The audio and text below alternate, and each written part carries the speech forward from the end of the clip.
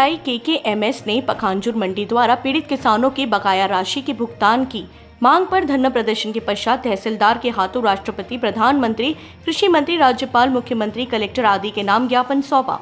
Block सचिव अनिमेश विश्वास, कोषाध्यक्ष महेश मंडल, तरुण सरकार अन्य ने कहा कि लगभग 1028 पीड़ित किसानों की वर्तमान में मक्का बिक्री 6.87 करोड़ रुपए बकाया है।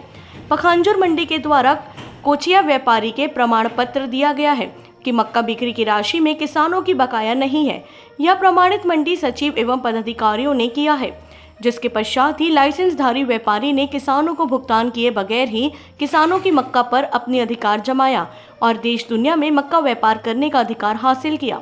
मक्का बिक्री हेतु वास्तव में किसानों की भुगतान नहीं किया।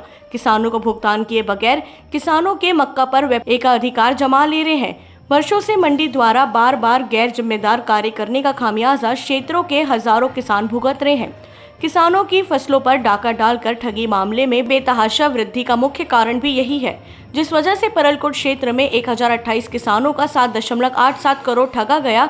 संगठन ने सरकार द्वारा ठगी पीड़ित किसानों की गंभीर समस्या का समाधान करने, किसानों की पूरी राशि शासन प्रशासन जल्द से जल्द भुगतान करने की अपील की है। पखांजूर से विप्लव कुंडू की रिपोर्ट।